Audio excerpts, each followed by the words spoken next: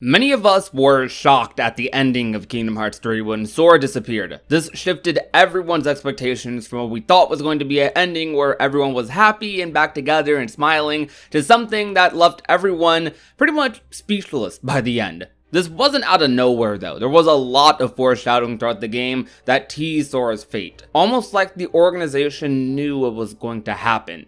Perhaps this is because they just expected Sora to do something this drastic to save his friends or to help them. Though there's other instances that hint that Xehanort straight up knew Sora would go this route, as he's not surprised at all to see Sora in this form when we encounter Xehanort in Remind, when Sora goes back to the past to try and find fragments of Kairi's heart. Additionally, you have the scene with Xigbar in Olympus, young Xehanort in two instances, once in Big Hero 6 and another when he's defeated. I told you. There's a high price to pay for all of this. And what price would that be?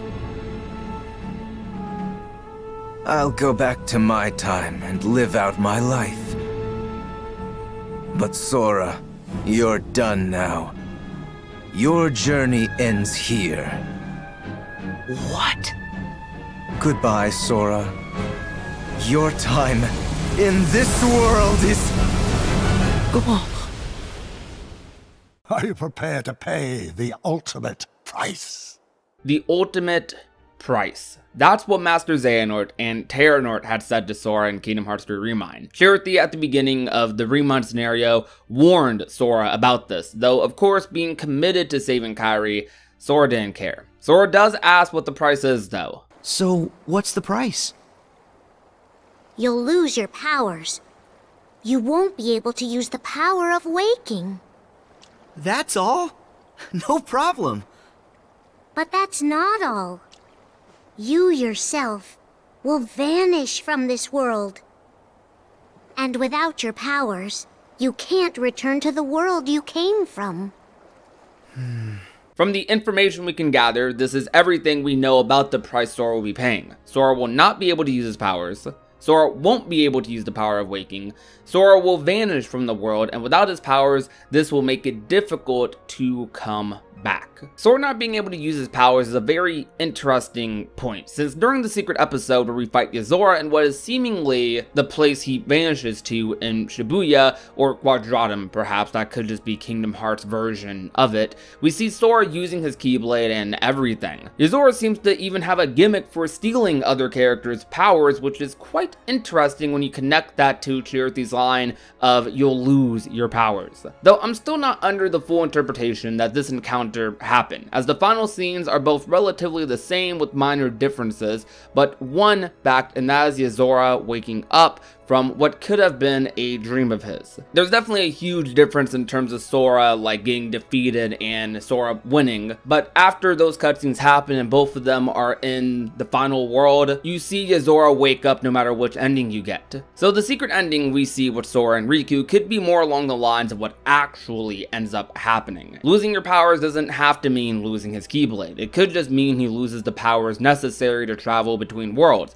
as the Keyblade's primary use isn't just for combat, but to unlock and seal away things. So opening pathways in a similar manner to what Riku did with the Nameless Star and Melody of Memory may be the exact power Sora is lacking, hence why he'd be trapped there. This is the spark of one of the most interesting adventures, not just for Sora, but our other characters as well. Sora is a beacon of light for all the others in the Kingdom Hearts series. His light is so bright that even characters who had barely even known him at all were waiting for him, were relying on him and his presence. This is what scenes like Blank Points and Birth by Sleep represent perfectly. The Guardian spent a year after the ending searching for him and finding clues, though now that everyone has something to latch onto with Riku heading into Quadratum or wherever he ends up, I desperately want to see what the other Guardians' actions are going to be moving forward. And even more than that, what our assumed antagonist actions will be. Lauriam and Elrina are walking around with their Unicross memories, potentially being back, and I want to see them interact with Ventus and old friends of theirs.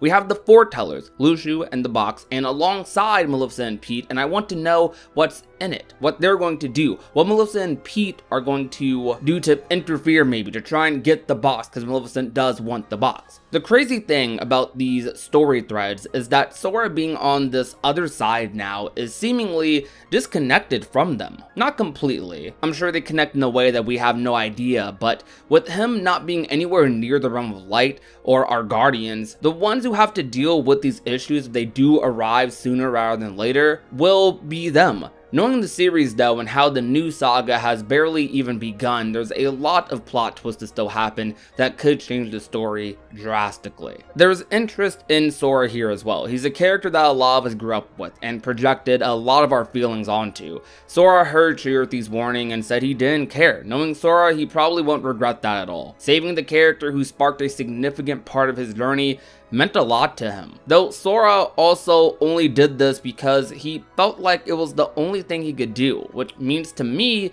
even without powers, without an easy way back, he'll try his hardest to see his friends again. I also figure that like in any world he's in, he'd try to lend a hand. So his next interaction with Yozora, with his friends, with whoever we end up meeting in Quadratum in Shibuya in Verum Rex is sure to be something extremely interesting, which leads us into our next point of discussion. Yozora as of right now could be a big part of Sora's ultimate price. Hard to say if this is a world Yozora has manipulation over or just a world he lives in, though he clearly has his own personal motivations and some very interesting powers, ones that potentially involve another Sora? I'm Sora. And actually, there's something I have to ask you. Sora? You're Sora? Huh? You know who I am? Sure. I've heard of you. Huh? Now, this is where things could get very weird and trippy, and where a lot of the multiple universe dimension sort of thing comes into play. The other side, like at a general level, could easily just be called another universe, but is that what it is in the Kingdom Hearts world? We'll just have to wait and see. We are dealing with a character whose real appearance we haven't even seen yet, who knows a completely different Sora and still has powers. Some believe that this girl we see at the end of the Verum Rex trailer at the beginning of Toy Box has something to do with these strong motivations. If this is some sort of alternate reality, then perhaps this girl is Yozora's Kairi equivalent. She's theorized to be the Nameless Star, and I would love to see how she plays into the story even more. When she talks about Yozora saying he's been changed beyond recognition, that his heart has been replaced with another's, I get the feeling their last encounter probably wasn't the best. It probably ended in some sort of conflict that led to them separating, and led to her being, well, in the final world.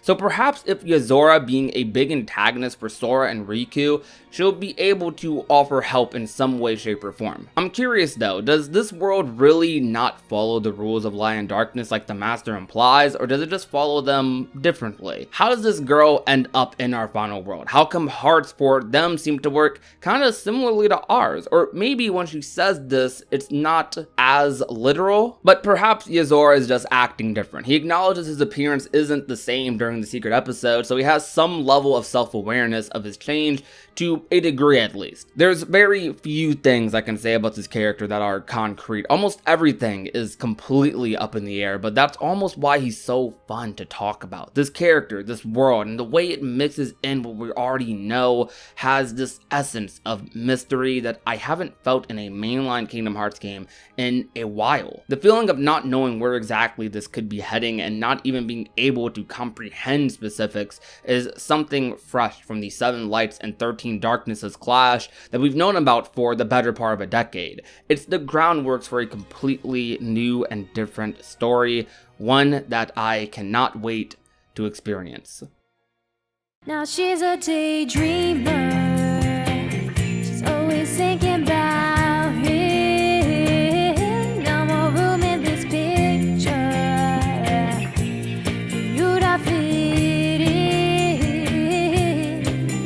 Now she's crying on the phone, telling you she's not good enough for him. When you think that she is